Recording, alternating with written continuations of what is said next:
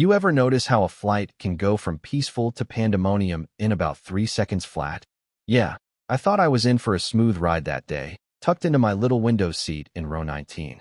Neck pillow pressed up just right, chasing that rare moment where a plane seat almost feels like home.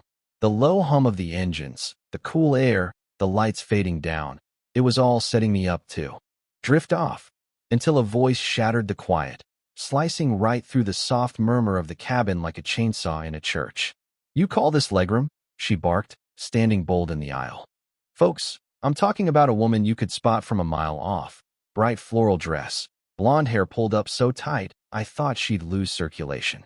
Her voice had that sharp edge, the kind you know. Comes from years of winning every argument at the dinner table. The flight attendant tried, bless her heart, to talk this lady down, but it was like trying to lasso a tornado.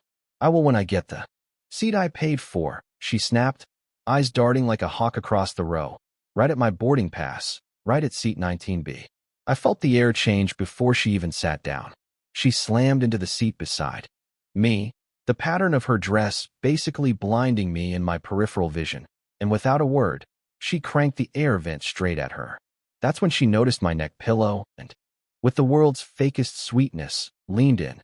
"You know, I could really use one of those. My back's been killing me." I try to play it cool. "Yeah, they help a lot. So you going to share?" she asked, straight-faced. For a second, I thought she was joking. "Excuse me," I said. "You don't really need it the whole time, do you?" she pressed, voice turning ice cold. "The least you could do is let someone else use it for a bit." That's when I realized I was trapped next to a professional line crosser. I told her, as steady as I could, "Sorry, but I actually do need it. I get neck pain on these flights." She rolled her eyes. "Oh, please. Everyone gets a little sore. Don't be dramatic." I just turned back to the window, but she kept muttering, "Unbelievable, so selfish." Passengers started sneaking looks. The flight attendant caught my eye from down the aisle, and I could see she knew what was up. But Tasha, yeah, I learned her name soon enough, was just getting started. As soon as the drink cart showed up, she ordered soda, extra ice, and pretzels like she was holding court, then leaned over. "Still comfy with your little pillow?" she asked. I ignored her, watching the flight map. She kept on. "I read it's bad for circulation. Maybe you're making your pain worse." I shrugged. "I'll take my chances." She snorted, and for a minute, I thought maybe, just maybe, she'd let it go. Nope. Turbulence hit. Hard. Drink sloshed. She gasped and grabbed the armrest, soda spilling across her tray. "Great. This is why I can't get comfortable. I need that pillow now." I just looked at her deadpan. "Ma'am, I'm using it. Please stop asking." And that's when the mask dropped. She leaned in, voice raised. "You think you're better than me, huh? Just because you got your little window seat and your fancy pillow?" I could feel the cabin freeze, people turning to watch. The flight attendant stood, half-stepping forward, uncertain if she should jump in. I tried to keep my voice low. "No one's better than anyone. Let's keep this civil." She smiled, twisted, picked up her cup, then bam, cold soda right in my face. It was shocking, sticky, sweet, humiliating, dripping down my shirt, everyone staring, gasps echoing around us.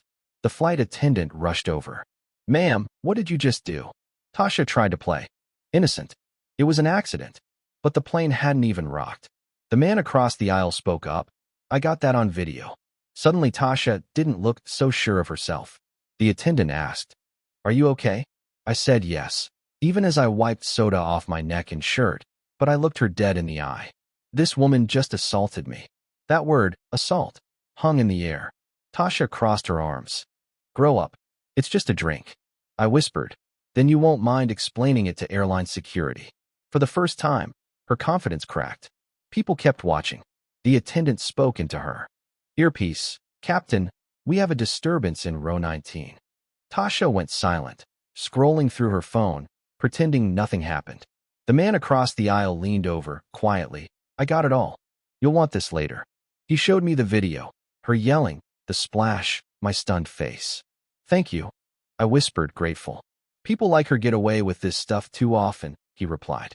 Time stretched out. I just focused on breathing, not giving her what she wanted, a meltdown. 20 minutes later, the flight attendant returned with her supervisor. He crouched next to me, calm. All business.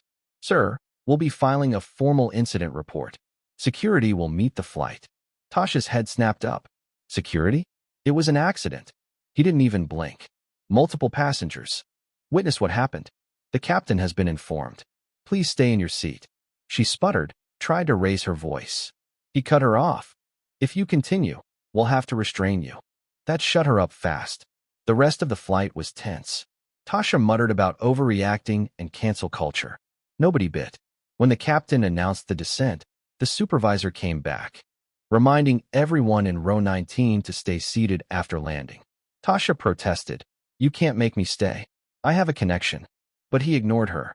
The plane touched down, the lights brightened, and the real show started. Security boarded, their presence filling the cabin with authority you could almost feel. Ma'am, please stay seated, the officer said. Tasha's voice turned high. Desperate. I already told them. It was an accident. The man with the phone stepped up. Officer, I have video proof. She threw her drink in his face. Tasha's head whipped around. You can't show that. That's invasion of privacy. The officer replied. If you've done nothing wrong, you have nothing to worry about. He watched the clip, just a few seconds, then turned to Tasha. Please gather your belongings. You'll need to come with us for questioning. Tasha lost it, shouting, I have rights. He nodded. Yes, ma'am. Those rights don't include assaulting another passenger. As she was escorted off, the entire cabin was dead quiet except for a whisper or two. Good riddance. The supervisor handed me a clipboard. Sir, I'll need you to provide your statement. I nodded, my neck throbbing. Funny how it all started with a pillow. Inside the airport office, I told my side. The demands, the escalation, the soda. The officer listened, jotting down notes. Then said, Sir, this meets criteria for a permanent ban from the airline. I blinked, surprised. She won't be able to fly with them again? Correct. Physical aggression is a serious violation. Tasha heard that, her face crumpling in disbelief. It's just a stupid pillow, she muttered. I looked right at her, calm. No, it's about respect. Something you clearly thought didn't apply to anyone but you. The power she'd wielded all flight was gone, just like that. After some paperwork, I left. At baggage claim, the guy with the phone shook my hand. Glad you stood your ground. Most people just give in. I told him honestly. I almost did. That pillow isn't luxury, it's relief. He nodded. You shouldn't have to justify not giving in to bullies. He was right, people like Tasha count on everyone else staying quiet, just to avoid trouble. My phone buzzed, an airline apology, promise of a call, and compensation. Nice, but it wasn't about that. It was about setting a line, even when it's awkward, even at 30,000 feet. Hours later, in a quiet airport cafe, I replayed it all. I wondered if Tasha would ever realize this wasn't about humiliating her, but holding her accountable. Probably not. Some people never see themselves as the villain. My neck still ached, but as I leaned into that battered pillow, I realized I gotta keep my peace. Outside, another flight lifted into the dark, and I thought, yeah, the world's full of Karens in all shapes, but maybe, just maybe, it's also full of folks who've finally had enough. What would you have done in that seat? Would you have handed over the pillow or stood your ground? Drop your story or your take down below. Does justice mean standing up for yourself? Or just letting things slide to keep the peace? Let's hear it.